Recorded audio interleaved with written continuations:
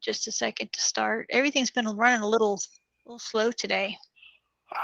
Actually, at Parkland High School, the same thing.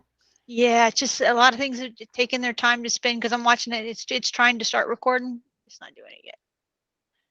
So, well, all right. Well, welcome to Mini Monday. I guess we have some people. It's Monday. It's a day to be tired. So, and we appreciate that you're here today. And we're going to start with Google Classroom. And what I have here in front of you is a Google Classroom that I created way back. I have some people in here who are probably in this room right now, and so we're going to be looking at assignments and different things like that. But one of the first things that I want to show you in Google Classroom is under People, because here I am in the stream, and if I go under People, of course, I'm the only teacher that's in here. I can add teachers, and I don't know if you know this or not, but you can add up to just 20 teachers. So if you are at 20 teachers and you try to add another one, you're going to get an error. It says, I'm sorry, you can't add that person. And you're going to be like, what the heck? Well, I don't understand. It's just because there's already 20 teachers in there. Students, we can have up to 999 students. So you can have quite a few students in there. But if a student is already in the classroom, of course, you won't be able to add them. You will also get that error, which was happening at a campus last week. Somebody called me and they're like, I can't add the student. And we looked at the list and they were already in the classroom. Imagine that. So it can happen. But what I want to look at is right here where it says guardians. And if you have a Google Classroom that you made like last year, which we all had to make them, right? And we put in email addresses for our parents, those that if you had them last year, of course, some of you probably will not have those same students this year, but if you possibly do, that same email address is tied to that student. Google remembers. So it's going to travel with that student until it gets changed, which is a nice thing to have, except if you are Eric in my classroom right now. And I'm just going to kind of zoom in here. I'm going to show you that I put my email address for the district in here under him for his guardian. That's a no-no because I'm not going to get any notifications as his guardian because it's the yisd.net. I invited myself as a guardian for Eric months and months and months ago. I have never ever gotten a notification or anything saying that I have been invited to be a part of this classroom because it's a part of the YISD. So think about your teachers. Think about the parents of your students who are teachers or work in the district. And of course, we all want to use our district account for that. And you might just need to remind your parents, hey, you know what? We need you to use an outside account. It cannot be a YISD account in order to become a guardian. So just something to think about with that. It shows here that I've been invited, but I will never receive anything. I will never be able to say, yes, I would like to be a part of that classroom. It's not going to happen. I want you to look at this one right here. Okay, this was Misha Daniel. This is an outside account that I have, and of course I had to use my name for it. And that is for digital badges. Okay, so what I did is I set it up so every day I get a Reader's Digest version of what's going on in the classroom. All right, and I'm going to show you what that looks like right now because it's just by chance that I actually just got the email probably like 15 minutes ago. So I'm going to go ahead and share this tab here. This is my Gmail, and you'll see right here, daily summary for digital. That's my student that's in my classroom. If I click in here, and you can see this, right, Larry? Yes, sir. Okay. Yes, ma'am. I just want to make sure because yeah, I it can't looks good. see the screen, so I'm only seeing what I see here. So right here it says the daily summary, and it shows that there's an assignment that was created today by the teacher. That's me, and so I know that that's coming up for my child. And I could also put in here a little message if I wanted to as the teacher, but I didn't do anything. Google sent this out automatically. So now your parents will get a summary of what's going on for that particular week. What if you need to contact that parent outside of that window where it's going to send that message either weekly or daily, because they have the option when they get invited. It says, would you like to receive your notifications daily or would you like to receive them weekly? and they get to choose. I chose daily, so that way I would see any new assignment that's coming in. But some people, they choose to do it weekly, so then they would get theirs like on a Friday, and then it would be sent to them. Okay. Are there any questions about that part so far? We're good? Because I can't see everybody, Larry, so let me know if somebody's just Nope. raising their hand or putting It something in the looks good. chat. No, it looks Okay. good. Okay. But don't forget, though, you can always give your parents the login credentials of their child. Absolutely. There is no reason that one of their children, that they can't log in as if they were them, to see what they were doing and what they have done. So that's another way too. Yes, yes. But if you're like me and you've got lots of things going on and you just want to get that Reader's Digest version, I can just look at this. If this was my child, and so I would have that access to what was assigned today and what's going to be happening the rest of this week. But Yep. what if, as a teacher, I want to send something out to Digital Badges parents? Because you know what, we're missing a couple of assignments, or maybe I want them to redo a couple of assignments. So I'm going to go ahead and share this screen again. And you're going to see, like, over here where it says actions, and if I click on, let's see, if I click on the check mark here, I'm just going to show you what this looks like, because this isn't what you're going to do, but I just want to show you, because some people think this is where you go and you're going to say email. You can't do that. Let me tell you why. It's going to want to send it out as a Gmail, and it won't work that way. So this is how we do it. There's a workaround for this. And this is pretty cool. And this only works for parents. This does not work for our students' email. This only works for parents. So you can't email students from Google Classroom at all, but you can do parents. So in order to send out an actual message, personalized message, I have to click on that student. So I click on Digital Badges. Now that I'm in here, way up here in the top right, there's this little envelope. And when I click it, let me zoom back out, I'm going to see Digital Badges progress. Okay. Now, I don't want to send it to the student. I can't send it to the student. So I click on the disclosure arrow and I click on Guardians. And I'm going to type my message. This assignment is due tomorrow. Or can you please call me, or whatever that message that might be. And right here, I can include the student work summary.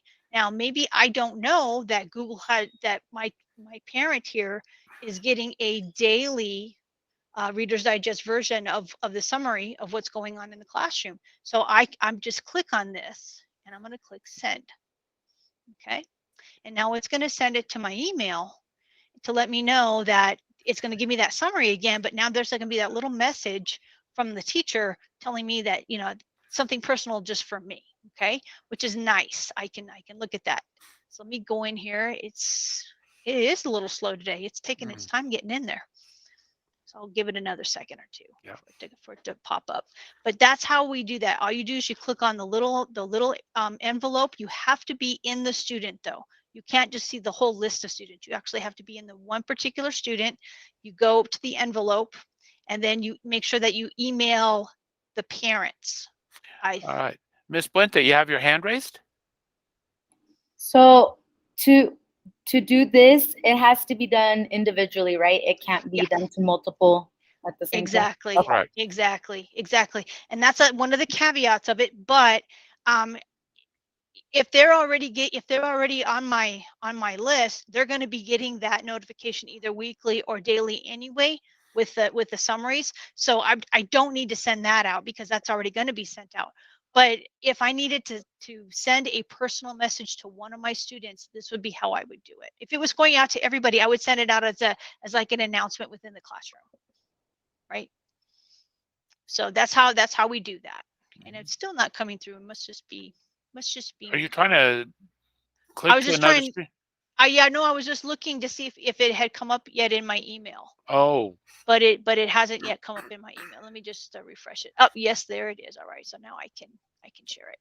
And so here you see that this one came up, and you said this one doesn't show Google Classroom. It's actually got the name of the teacher, which is me. And when I click on it, it looks a little different, doesn't it? And it says this assignment is due tomorrow. That's what I wrote to my parent, right? And I could have written anything in there, and I'm not limited to the amount of space I have. And then it's going to show me, look at all the assignments here. This is the whole summary of everything that I have assigned in Google Classroom. So I can include that in there. That's what, when I made that little check mark, this is what's being put into there. Okay, so this is a really nice feature that if you need to contact that one parent. Now, if it's like 5 parents, of course, it's going to take, you're going to have to do this 5 different times. You just click it, add the, and then send. And I know that might, you know, we all have this much time on our hands, but if it's something that definitely needs to go out, I would definitely try to do that. Are there any questions about using that email feature within Google Classroom? Again, it has to be an outside email. It can't be a WISD email, and you have to be inside of the students' list of all of the assignments. Okay. All right. So I'm going to go back out here. Okay. And so now under people, of course, we have some of our guardians that are in here. And again, most of these are all outside email addresses. If I want to invite somebody, of course, I click on the little plus sign. And the same thing for the teachers. That's to add students or teachers, because when you can add students in a couple of different ways, of course, you can add them by clicking on the little man with a plus sign, or in the stream, you have the class code here, right? And if you click on the class code, come on, you're also going to see that down here, there's an invite link. So if I use my invite link, I can click on the copy the invite link, and I can send that to them. And then they can just click on the link and get into the classroom. So there's 3 different ways you can use the code. You can invite them by their email address, or you can use the invite link and it'll put them straight into the classroom. 3 different ways to do that. That's not something that's new, but I do look, the invite link is actually pretty new. I noticed that on the iPad, when you were looking at the people, it doesn't show the parent or guardians, only like on the desktop. That's interesting. Well, there's a couple of different things that the mobile, actually the mobile does the where you can choose some of the students. You've got the student picker that's in there that you don't have on the desktop version. So that must be something that is only on the desktop version. I did not know that, but thank you for pointing that out. So I guess you'll just need to make sure you're on your laptop if you do need to assign those guardians or send messages to them. Good catch. Good catch. All right, assignments. I don't know if you know this. I don't know if you've been doing assignments recently, but there's been a little change to the assignment. So I'm going to go ahead and click on Classwork, because that's how I'm going to assign something. I'm going to click create, and I'm going to create an assignment. Okay, once I put in the title and I put in the instructions, right? I'm just going to pretend here. I want you to look down here. This looks different now, right? It used to be where it would have like, the Google Drive, and then would have like the little paperclip. Well, they changed it to an upload. Really, you still shouldn't use that one, because you have to worry about the end user of that one. The link, of course, YouTube, and there's a little plus sign. And when you click the plus sign, of course, you have all the options where you can create a new document, a slideshow, etc. But then there's this add-ons. Now, right now, we only have one thing that's whitelisted in there, because it's just like open, like I think it was Thursday or Friday. And so Eric hasn't had a chance to add some more to it. But I want you to click in here and look in here. It says Kahoot. So now I can actually create a Kahoot, and there's going to be more that are going to follow this. So this isn't going to just be the only one in there. There's more to come. And I can, let's say that I've created this quiz in Kahoot. And then all I do is I click that, and it's going to take me to my Kahoot, and I can actually link it up right here straight into my Google Classroom. Now, yes, they had the ability to kind of do that before, where you give them like the link or the code or whatever, but now this is like a straight shot. It's a little bit nicer. It's one less click, right? So now I have the option to do the add-ins, right, or add-ons right here inside of my assignment, which is really, really cool. Really cool. Now, I have a question for y'all. Have you ever created a rubric in Google Classroom? I can't see anybody, Larry. All I can see is my screen. So I'm No. seeing nodding their no's. head. I'm seeing no's. I'm You're seeing seeing no's. no. Okay. Well, let me show you something, because this is really cool too. And I, of course, as you're creating this assignment, this might be something you'd want to do together, with your class. But I want you to look over here. Rubric. Okay, so now I can add a rubric to an assignment. If this is an assignment that my kids are going to be working on their own, right? And you don't want to hear 20 times, well, how do I get 20 points for that again? And how do I get this? And what do I need to do? How many sentences do I need to write? You know, we get all those same questions, right? Well, we can create a rubric for that. So when I click rubric, it's going to give me 3 options. I can create a brand new rubric. If I've already created a rubric before, I can reuse one. So let's say I made this really awesome rubric. I can use it again and again and again for assignment after assignment after assignment. I don't have to create a new one each time. That's pretty cool. Or I can import one from Sheets. I'm going to tell you that using Google Sheets in a rubric is a really cool thing to do as well, but that's a little more on the advanced end. So I would suggest starting with creating one in Google Classroom to begin with. So that's what I'm going to do for this assignment. I'm going to create a rubric. Okay. All right, so you've got your criterion title. That's going to be the title of your rubric. So maybe it's going to be for an essay. Maybe it's going to be for a report or for a presentation. Whatever that it's going to be, you just put the title in here. And I'm just going to put in here practice for right now. Okay, you can put in a description for it if you wish to. And now we're going to look at the point values. Okay, it always starts with 1. But you can make it whatever number that you want. If you have a 5-point scale, if you have a 10-point scale, you have a 100-point scale, whatever that number is that you want to start with here, and you can see that you can go up and down. And so I'm going to go ahead and make this one, and I'm going to make this one needs improvement. Okay, and then I would put a description, you know, no title, lots of misspellings, whatever it is. That's those are the indicators of why this would be a level 1, right? So I put those indicators in here, and then I can click right here, and I can make it go across, or I can make it go up and down. I can actually add criterion either way. So you decide which do you want it to go horizontally or do you want it to go vertically? I like mine to go horizontally so the kids' eyes always go that way. That's just me. That's a first grade teacher in me. So I click the plus sign, and now I put the point value into this one. Now I can also make it where it can show the highest score to the lowest score, or the lowest score to the highest score, whichever way that I want it to go. I'm going to go ahead and put a 2 in here, and then I would put my level title, and again my description, and then I'm going to do a 5-point scale. So this will be 3, and then another one, 4. Whoops, 4. I can push the right button, and 5. All right, so now I finished that one. I can add another criterion if I want. Maybe this is going to be for their writing. Maybe we're going to add another criterion. Maybe I'm teaching 7th, 8th grade, and we're looking at an essay. So we're not just looking at the writing part of it. We want to also look at the character development, if that's what we're talking about, or whatever it might be. So you can actually add. You can make this a huge rubric if you wanted to, or you can make it as big or as small as you wish. Once you're finished, there is a save button at the top. You must click the save button. If you don't, it won't save the rubric for you, and you're going to have to start all over again. So click that save button. Okay, so now when the students go into this assignment, they're going to be able to click on the rubric, and they're going to be able to see the rubric of how they're going to get those those different numbers, and of course they all want to get that 5. So how are they going to get that 5? What are the indicators for me to get that 5? And they should already know how to use a rubric, because we've talked about it already in class, and we created this together. Any questions about creating that rubric? I think we're good. I think we're good. Okay, I'm going to show you this next piece. Have you seen this? Have you played around with this at all to check the plagiarism?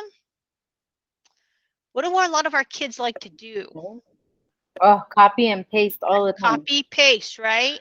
And they usually are pulling that stuff right off the internet. And we try to make them good digital citizens and tell them we're not supposed to do that. And we're all guilty of doing it at some part in our life. We've all done it. But now we can actually kind of catch them doing it. And if I click the check plagiarism on here, what's going to happen is when they open up the assignment, they're actually going to see that in their Google Classroom. And I actually have that right here because I created an assignment before for one of my students. So, and this is actually digital again. So let me go ahead and share this tab. And digital is supposed to create an essay. And this assignment was only given to digital and another student. Nobody else in the classroom can see this. So this is what he sees. This is what digital sees. This is the student view. He opened up the assignment and he has a blank document that I put in the assignment for him. And I can go ahead and turn on the check for plagiarism. What it's going to do is it's going to give me 5 checks. Okay, it's going to check at 5 different, or I can have it check 5 different times. And you can do that per Google Classroom. You can have 5 checks per Google Classroom, which means you can have 5 different times where you can use this tool in a Google Classroom. All right, so I'm going to go ahead and turn it on. All right, so now I don't have anything on this assignment. I don't have anything in this essay, but if I did, it would tell me, hey, you know what? This looks a lot like this website that's out there, because Google can travel that quickly. And so it's going to tell me as a student, uh-oh, I better reword that, because all I did was copy paste it into my document, and my teacher, she's going to know. So I need to make sure that I rephrase it, paraphrase it, and do what I'm supposed to do to make it my own. And so it's not just straight off the internet. Okay, so, and it'll say, your instructor has enabled the originality reports, but you haven't yet checked your work for originality. I can turn it in, or I can actually check it. Because if I click here and check it, but I don't have anything on this assignment, so I'm going to cancel it, and I'm actually going to go in to the document, and I'm just going to pull something off of a site. So let me just go to like Discovery Channel here. I'm trying to get something very quickly, but everything, of course, just wants to move super slow when you're trying to. Here we go. All right, let me just copy this. Come on, there we go. I'm just copying something straight from a website, and I'm going to go into my document right here. Let me start sharing this tab. Here's my document, and I'm just going to go ahead and pop that in there. Right. So now what's going to happen is when I go back into my document, I can run an originality report on this, because I'm not going to be using this classroom for anything. So I'm going to run it. Oh, look at that. Now this is a student again. This isn't the teacher doing this. This is the student doing this. The report shows matches between text and your attached Google document. We can't see where you're. Oh, you didn't. It didn't show that. It did not. No. How about that? There it is. I'm sorry. It put it into a new window, and I didn't even realize that it popped it into a new window. I'm sorry. I apologize for that. But now it says that there's a report that shows that there's a match between a website that's out there and my document. So do I want to try to fix that, or do I not want to try to fix that? Because if I do, I probably better do that before I turn it into my teacher. So again, this is on the student side, so that they're having to make those decisions on what to do. When they turn it into you, of course, you're going to be able to run that report as well. And then you'll be able to, this is just like a website that's out there, because we don't know all the websites. There's gazillions of them out there. They could be pulling down from any one of them. And I don't know if you know this, but sometimes when you search for things and you see like 2 or 3 different websites, they've all got the same exact information word for word on their websites. I don't know. I guess they needed to have a originality report too, run on some of those websites, because they're all doing is copy pasting from one another. But now I have that ability to do it as a student and as a teacher. But again, you only get 5, so use them sparingly per Google Classroom.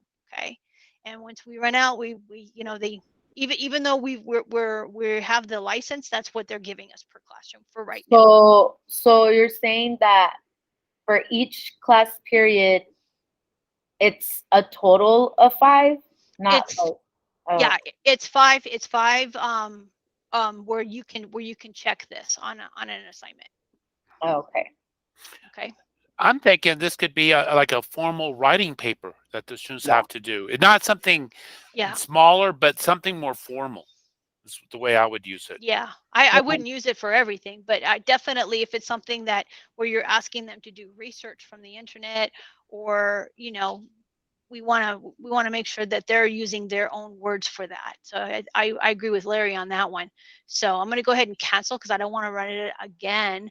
But now you see, again, I'm still in the student view. I'm just going to go ahead and turn it in, and I'm going to go ahead and turn it in anyway, because I've not done this part, so this is all going to be like new to me. Like if I see the assignment on my side as a teacher side, what's going to happen when I go to look at that assignment?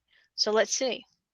So let's see what happens when I go in, because now I've got this other assignment that's in here. I'm going to go ahead and click out, and I am going to go to my I think I put it under whale sharks. Yes, here it is, and see how I have one that's turned in.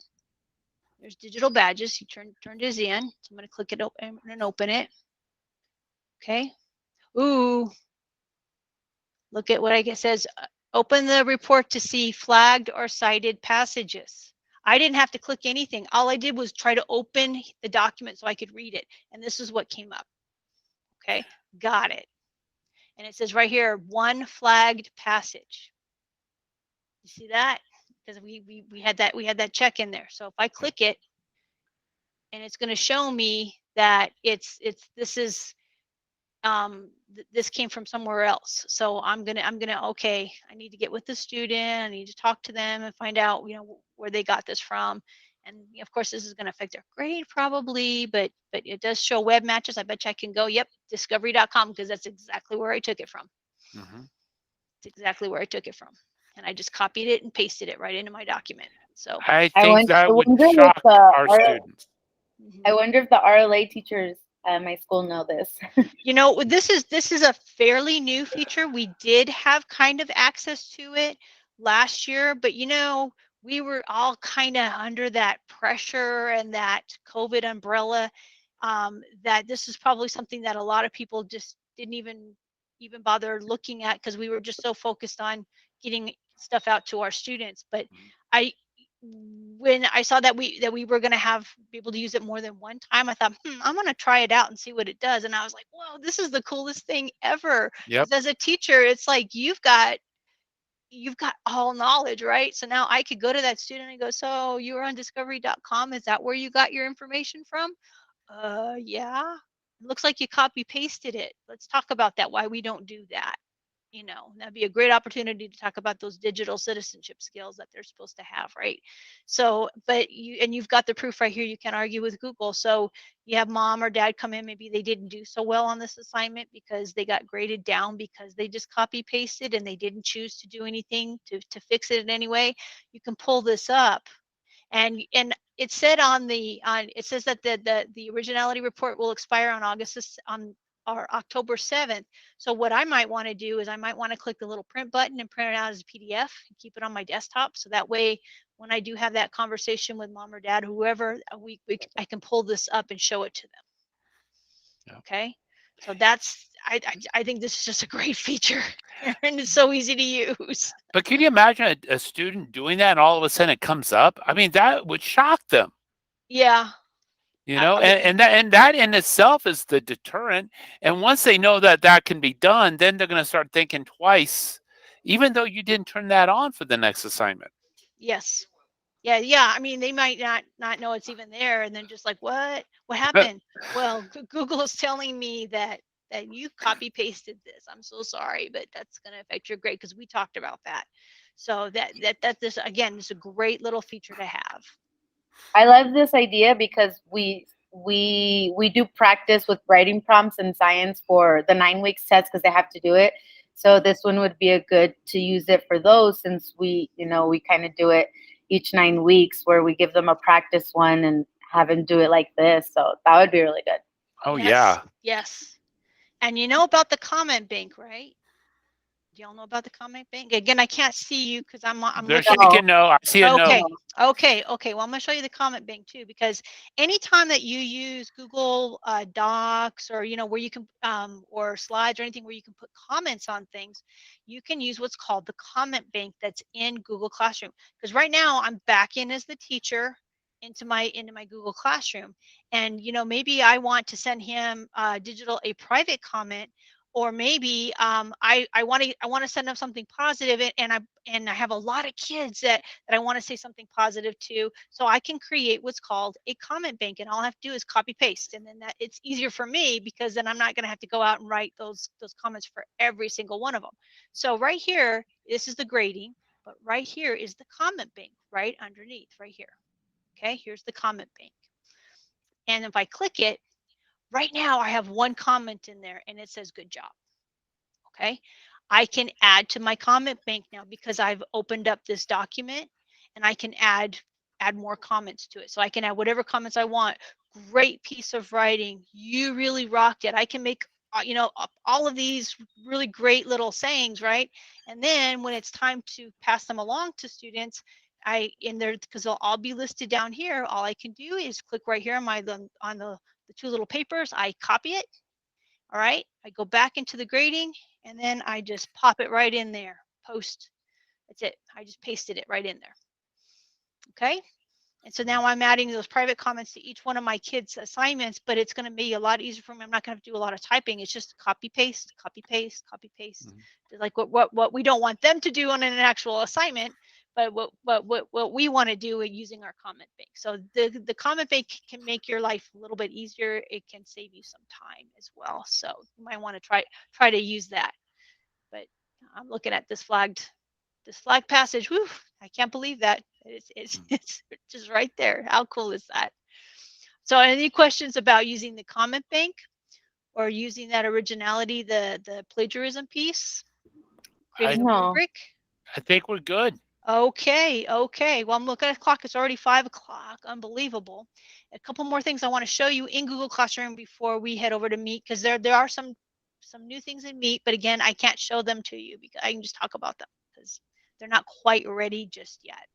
All right, so I'm going to get out of my assignment here. Go see if it lets me go back. It's not going to let me go back. Let me go back. Go ahead and stop sharing and open up this one here. Let's see. Here we go. Okay. Now I can start sharing this one. Okay. And I think it is this one. Here we go. All right. Okay. So I'm back in Google Classroom, and we've talked about one more thing about assignments. And I don't know if you are aware of this or not. Alice Keeler talks about it all the time. I've actually seen it happen. But when you go to create and you use the quiz assignment, and it creates a Google form for you within the Google Classroom, it adds some little bit of code in it. And sometimes it can mess up on you. And so I recommend to people, instead of using the quiz assignment here, go to Google, go to your Google Drive, go to your Google Forms, create your quiz there first, and then under assignment, go to your Drive and find that Google form and actually add the link. Don't go to your Drive, go add the link to the send link right here. That's the best way to do it. I don't know what it is, but it adds that little bit of extra code in there. And I have seen where it gets a little hinky, where it may not grade properly or may not open properly for students. And I don't know why that is. But I saw it, and then Alice Keeler's like, don't do it. And I'm like, oh, okay. So maybe it wasn't just me. Maybe I didn't mess it up. Maybe it was already like that. So that's one of my little things I would recommend when you want to create a quiz. Go to Google Forms, create your quiz, and then click the send button, get the link, and then add the link here. Add the link here in Google Classroom. Okay, so that's just one little thing that I would highly suggest that you do, right? Under grades, okay, you're going to notice here that, you've got this great grade book.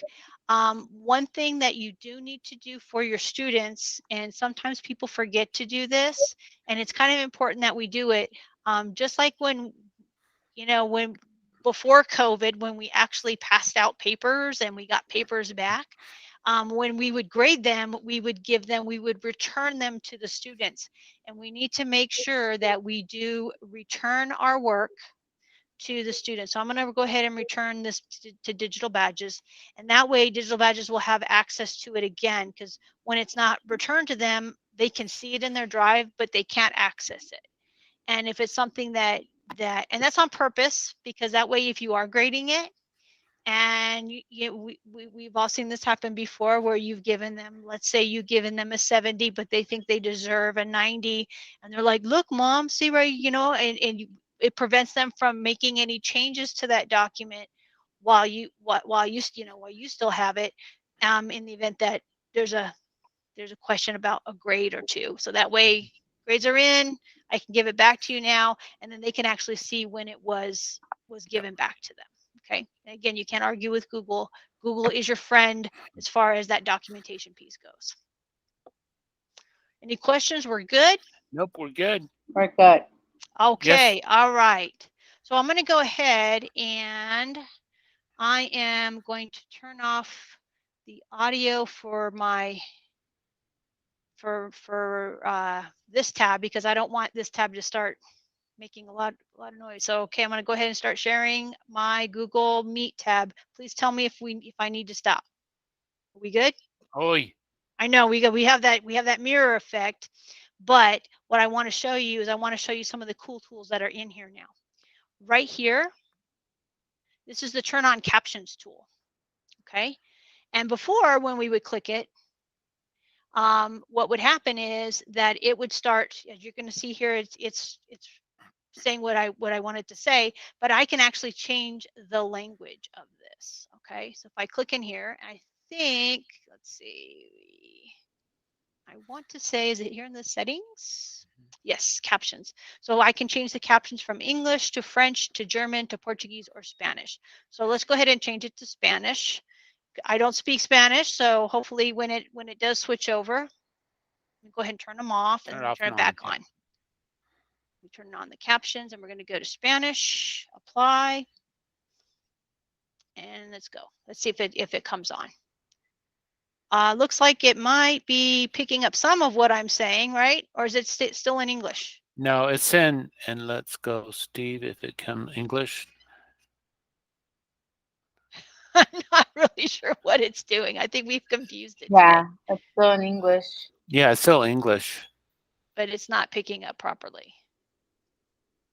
All right, let me turn it off and let me try one more time. So if I click captions and I'm going to do Spanish, apply. Okay, so now it should start picking up my Caption voice. Spanish, Mexico, okay, it says. The cat is red. That's interesting, because the other day it was doing fine working in another language.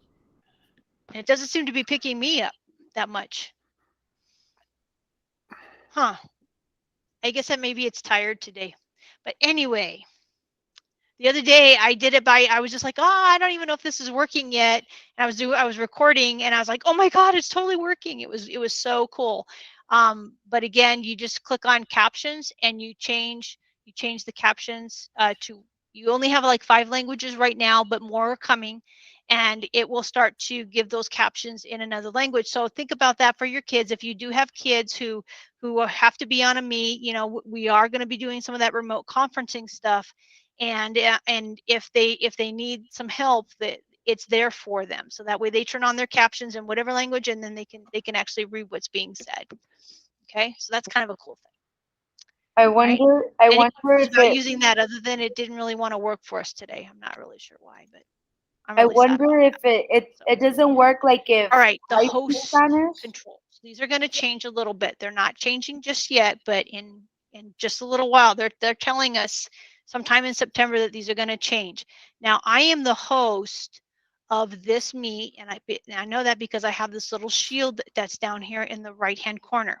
Okay, when I click on the little shield, I have the option of having everybody share their screen or turning it off so nobody can share their screen but me. And the same thing for messages. I can turn those off or on. And the quick access, this is something that I turned on before you all came in here today, so that way you could come in here automatically. If I turn this off, which we recommend that teachers do, what's going to happen is if somebody is not invited into my Meet and they have my link, they're going to have to ask me permission to get in. It's going to say join, and it'll say you can join when somebody lets you in, and that will be the host that will be able to let you in. That's going to be very helpful. I know we had a few situations last year where somebody would be a wise guy and share out the link to their Google Meet with one of their friends, and then their friends came in and were very disruptive, and we were able to find them on the back end. Believe me, we we did a lot of that, and we were able to contact them and let them know that that was very inappropriate.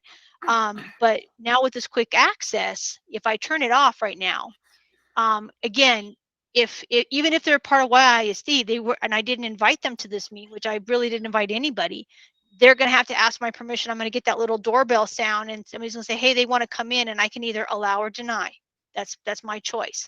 But because I wanted people just to be able to pop in, I had my quick access turned on. That was on purpose. Okay.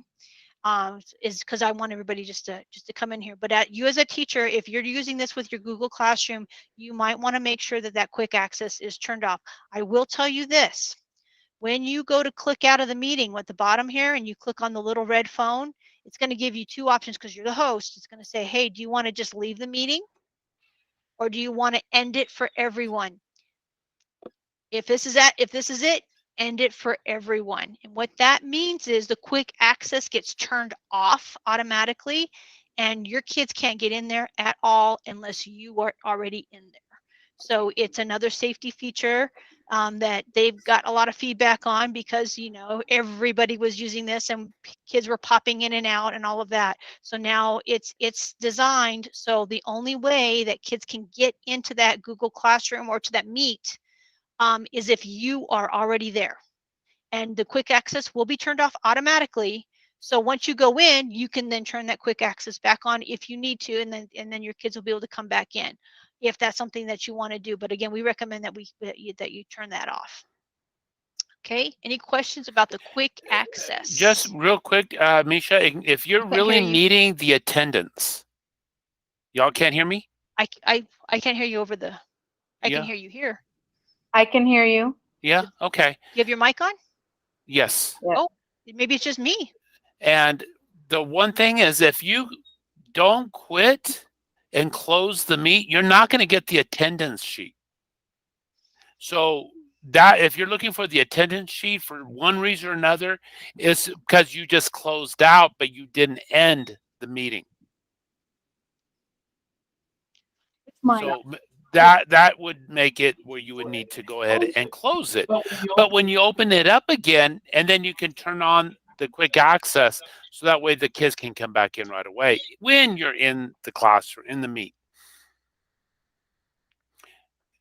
You know what, Misha? Do me a favor. Would you stop presenting? Sure. I got a theory of what was ruining your the closed caption. Yeah, because now I can hear you. Yep. So that's what it was? It was just that I was presenting and they didn't like it? I think so. I think there was something going on with that. Always something, right? But it happens to everybody. So that's okay. That's all right. Okay, so and so I didn't hear all of that, Larry, because I was trying to get my earphones in. Yeah. So yeah, and I was just reminding about closing it and getting the attendance sheet. Yes. And ending. Yes, because if you don't end it, it won't send you that attendance sheet, and you do get that from Google. And if you do any of the polls and all that stuff, that will come out on there too. So I'll show you where those are. Yes, do you have something? I have a question. Yes. I wonder if you know if they're planning on working on, so you know how you can schedule things for each period or each each class period. Are they working on being able to schedule like multiple? Because I know it doesn't work right now with like multiple classes. Yes, that is something that is coming. I don't know how robust it's going to be. Okay. So let's say that I have 3 periods and they're all the same, and I want this one assignment to go out to all of them, and I want it to be scheduled. I don't know if you're going to only like be able to schedule like at 10:10 and it's going to go to 10:10 to all 3 of them, or if I'm going to be able to schedule each one individually. That I don't know, because I haven't seen it, but I do know that is coming. Okay. And by the way, you were talking right now, and you couldn't hear me. I have the captions on for Spanish, and it showed me that Larry said "in the kitchen." Thank you. But it said it in Spanish that Larry said it. Oh, It how was so funny. Actually, I was thinking about how I was hungry. Yeah, we're that time of the day. That time of the day, right? Okay, a couple more things. You know, your host controls, of course, there's only one host, right? So that can be kind of a challenge.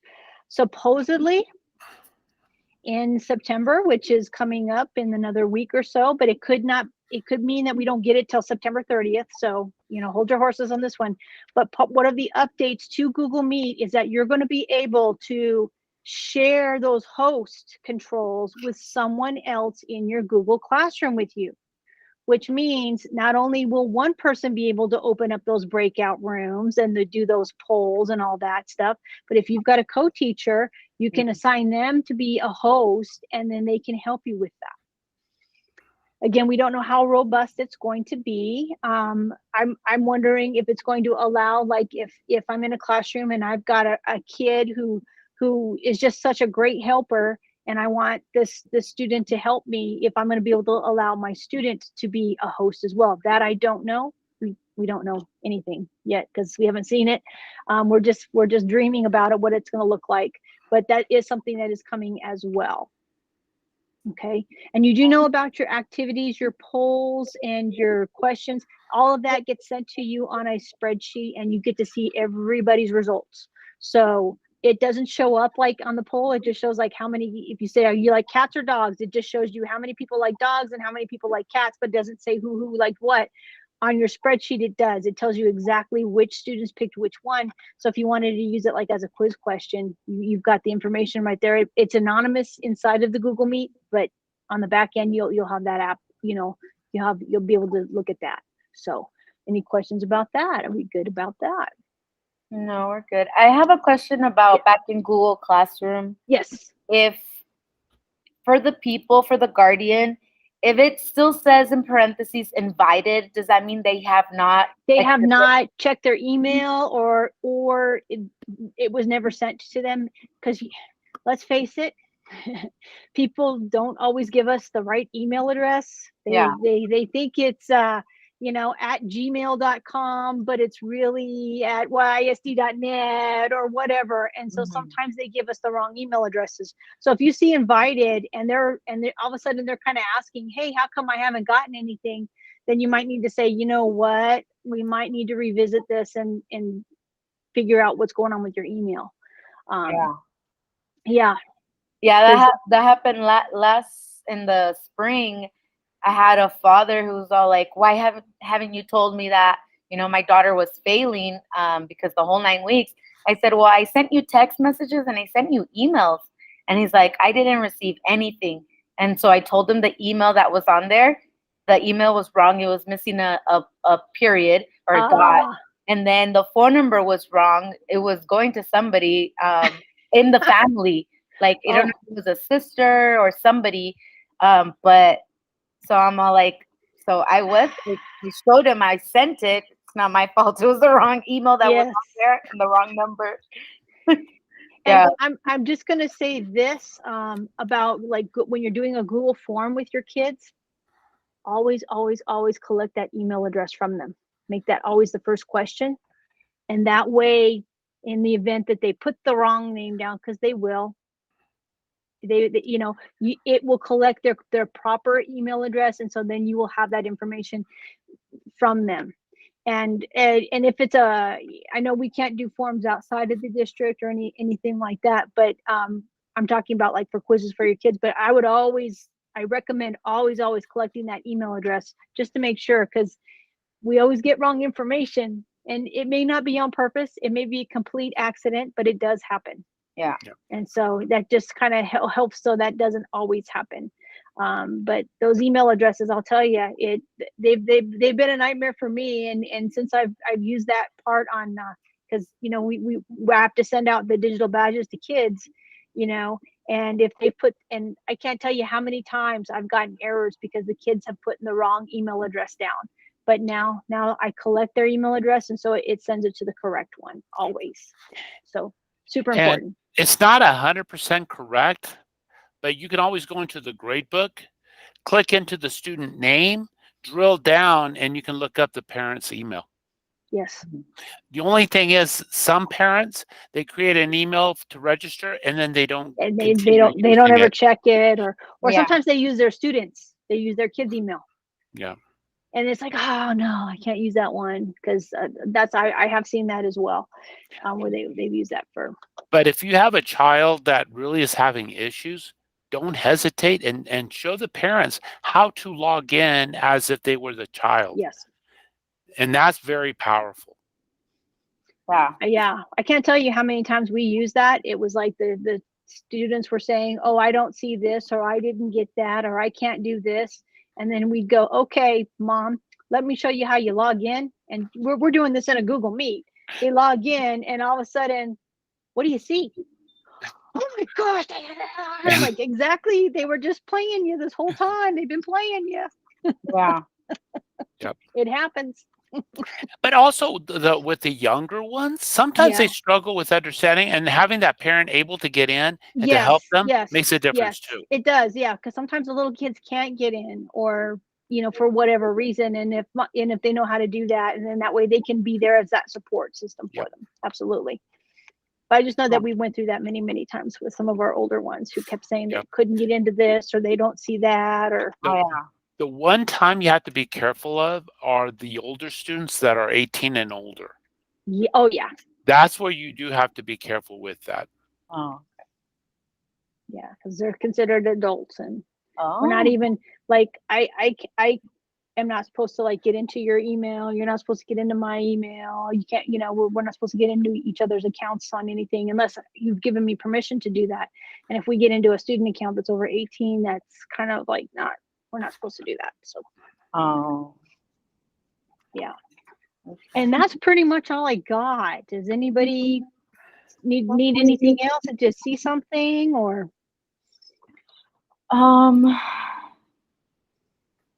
I don't think so. Just don't forget that because of COVID and the situation we have, we need to upload our videos, the class videos, and using Screencastify is a powerful tool. Yes. Yeah. And that way you have it. But then on top of that, giving your students extra support. For example, let's say I'm doing a lesson on mitosis. I'm a biology teacher. And yes, I could put a link onto my video, which is fine in my class, but I can also add videos to Khan Academy that talks about mitosis. So they have that second support. So kind of think it differently, and it's a way for students to have different resources when they need it. Mm-hmm. And make sure you add a lot of videos and add a lot of support into the lessons in Google Classroom. So that way, if they are working from home, they have COVID, or God forbid, whatever it is, they have access to what they need to be successful. Yeah. What I started doing is I started actually today, or modified, is the flipped classroom.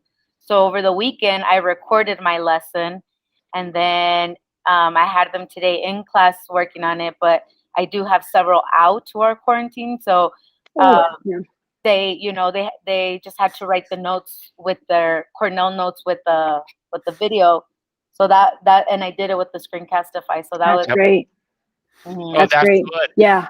And then tying the Screencastify to a presentation, PowerPoint or whatever, and then you talk over the presentation, becomes a video, and then you share that in Google Classroom also. Yeah. And then I saw a teacher do something very interesting today when I was at Parkland. They took the little earphones, the Airpods that we got, and then what he did was he put it on his shirt for the microphone, and he put it close to him, so he didn't have to wear it in his ear, and then he used it just for the microphone. Very interesting. And that worked very well, actually. You could hear him very clean. Oh, okay. It was even better than when it was in his ear. It was Wow. Yep. So I thought that was a great hack. Yes. A way to use that. Yes. And as far as Screencastify goes, being able to like clone yourself, because how many times we get that question, well, how do I do this, or how do I do that?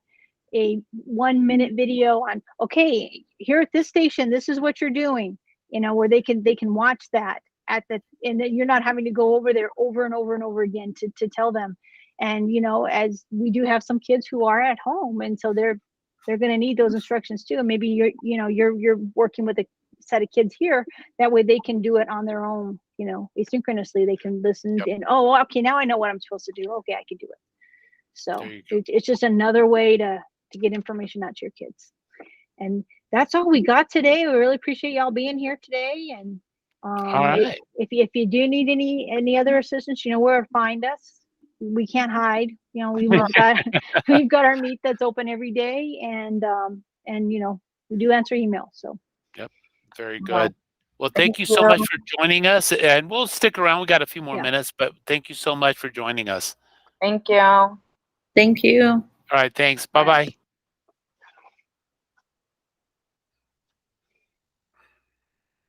All right. Well, we don't have to stick around anymore. Let me go ahead and stop recording. They're gone. Yeah, I have to go pick up Deb.